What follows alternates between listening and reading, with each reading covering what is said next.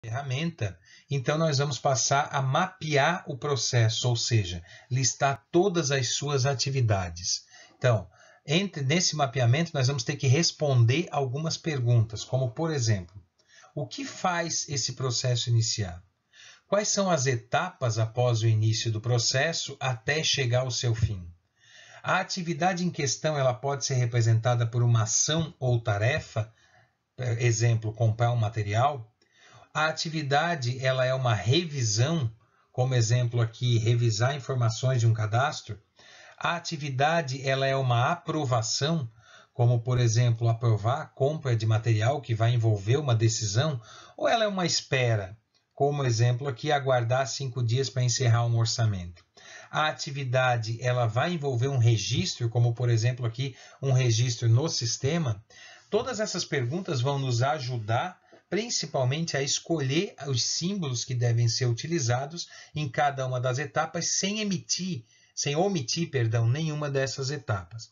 É importante ressaltar nesse sentido que quando nós formos listar as atividades do processo, nós devemos listar as atividades que são realizadas hoje no processo e não aquelas que nós pensamos em melhorar no processo, porque justamente a representação gráfica feita pelo fluxograma vai nos ajudar a entender quais serão as melhorias que podem ser implementadas. Para nós entendermos a simbologia e a construção do fluxograma, nós vamos pegar como exemplo de um processo o atendimento a um pedido de pizza. Então, a primeira coisa que nós vamos fazer é listar todas as atividades desse processo. Então, vamos listar as atividades que são, primeiramente, neste fluxo, verificar se o cliente possui cadastro e, se sim, ok. Caso contrário, ele deve realizar o cadastro no sistema. Então, aqui nós já temos uma decisão envolvida. Verificar qual é o tamanho da pizza que o cliente solicitará. Verificar quais sabores que o cliente vai solicitar. Perguntar se deseja algo mais, sobremesa ou bebida. Se sim, adicionar os itens ao pedido. Se não, prosseguir. Perguntar se deseja fazer alguma observação no pedido. Se sim, fazer as observações. Se não, prosseguir. Informar o total do pedido. Perguntar a forma de pagamento, se vai ser cartão ou dinheiro. Se cartão, enviar à máquina. Se dinheiro, perguntar se precisa de troco. Se precisa de troco, se sim, separar o troco. E se não, prosseguir, agradecer e registrar o pedido no sistema. Antes de demonstrar a representação gráfica dessa solicitação de uma pizza, é importante ressaltar que nem sempre o fluxograma ele vai ser linear como esse que nós acabamos de listar, porque muitas vezes vão haver atividades que correm em paralelo por departamentos diferentes. Isso vai acontecer principalmente quando nós tratamos de processos mais complexos, que vão envolver a integração entre áreas que são distintas. Quando esse for o caso, sempre é muito importante investir muito nessa fase de listagem de tarefas, para que a gente não omita nenhuma delas e para que a gente consiga manter um padrão adequado e atingir os objetivos com esse fluxograma. Escolhida a ferramenta e elencada todas as etapas que nós temos dentro do processo, nós partimos para o terceiro passo, que é montar o fluxograma. Então, com base na lista de tarefas que foi feita, a gente deve iniciar o desenho do fluxo, selecionando o ícone correspondente a cada uma das atividades.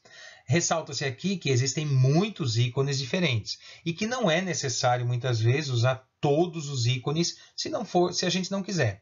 O que é importante é que a gente perceba na construção do fluxograma? Que deve se deixar claro e compreensível todo o fluxo que nós estamos representando. No caso da pizzaria, que nós elencamos as atividades anteriormente, nós temos aqui a primeira lâmina do fluxo, né? Registro do pedido de pizza, que é o início do processo, atendimento do telefone, verificar cadastro, o cliente possui cadastro, aqui nós temos uma decisão, se sim, registra tamanho da pizza, se não, tem que realizar o cadastro para depois registrar o tamanho da pizza. Depois disso, nós vamos registrar os sabores selecionados pelo cliente e perguntar se há mais itens para serem adicionados. Se sim, nós temos aqui a adição dos itens ao pedido, se não, se há observação para o pedido, algum tipo de observação que o cliente queira colocar. Se sim, anotar todas essas observações, se não, informar o total ao cliente. E aqui nós temos um conector para a página seguinte. Ó, o número 1 representa esse conector, e aqui eu tenho novamente na página seguinte o número 1, para dizer que o fluxo continua a partir dali. Então, aqui nós temos a pergunta se o pagamento é em cartão ou dinheiro. Se for cartão, deve-se separar a máquina de cartão para ser levada. Se for em dinheiro, deve-se verificar se há necessidade de troco e, se precisar do troco, separar o troco para enviar juntamente com a entrega. Depois disso, nós temos aqui uma etapa de registro do pedido no sistema e o fim, que é o pedido da pizza registrado. O quarto passo, ele busca garantir que nós estamos estabelecendo a ligação correta entre as atividades. Nesse sentido, nós devemos ter atenção na sequência do fluxo, né? Sabendo qual é a direção, o caminho e se as flechas elas estão fazendo sentido dentro daquele fluxo que eu estou estabelecendo. O caminho ele deve ser sempre único, né? Então nós devemos sempre trabalhar principalmente para facilitar a compreensão do leitor neste caminho que eu estou representando, e ele só vai ter duas alternativas ou dois caminhos quando eu tiver um evento de decisão, né? Lá no caso da pizza, como nós vimos anteriormente, se tem cadastro ou não tem, então eu tenho dois caminhos a serem seguidos. A observação que a gente pode fazer é que errar na hora de estabelecer ligações é comum. Muita gente erra, né? O caminho é a gente sempre dever chegar até o evento fim. Depois disso, a gente vai passar para a próxima etapa, que vai ser a etapa de revisão, e aí então a gente tem tempo para poder promover qualquer tipo de retificação necessária. Na produção do fluxograma, é importante que a gente tenha em mente sempre a garantia do entendimento por parte do leitor ou daquele que vai tentar compreender o processo a partir do fluxograma, principalmente pensando que aquele fluxograma ele pode servir, por exemplo, para uma auditoria. E se na hora da auditoria o auditor ele não entender o que está ali, na verdade o fluxograma ele não foi bem desenvolvido. O sexto passo é o da revisão, como eu havia alertado anteriormente. Nós podemos errar alguns conectores dentro do nosso fluxograma, e para que a gente consiga pegar todo e qualquer erro, é importante que a gente submeta o nosso fluxograma à interpretação por parte de outra ou de outras pessoas.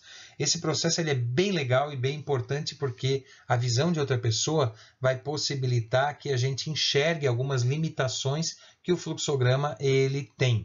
Então, é bem importante que outra pessoa ele tente interpretar o processo a partir do fluxograma que foi por nós construído, e isso vai garantir muitas vezes maior atendimento aos objetivos desse fluxograma. Quais são os erros mais comuns que nós temos na construção dos fluxogramas? O primeiro erro, que é o clássico, é utilizar a caixa de processo, que é o ícone retangular, para qualquer tipo de atividade. Então, não interessando o que está representando aquela atividade, eu estou colocando uma caixa retangular. O segundo é colorir o fluxograma sem critério, né? Algumas ferramentas permitem que a gente faça cada ícone de uma cor. Só que é importante a gente estabelecer os critérios. Por exemplo, eu vou colorir uma cor para cada departamento, ou uma cor para cada tipo de atividade, ou para cada fluxo que eu estou desenhando. Outro erro comum é elaborar o fluxo muito grande, né? Num espaço que é insuficiente para aquele fluxo. Colocar conectores circulares em ligações com fluxos de outra página, e nós sabemos que isso está errado, porque o fluxo para outra página ele não é circular, o circular serve para a mesma página, o para outra página é aquele quadrado, aquele retângulo com um triângulo invertido embaixo. Nós temos também um outro erro clássico, que é não conectar tarefas que não são as finais de um processo, então deixando algumas tarefas soltas no final do fluxograma.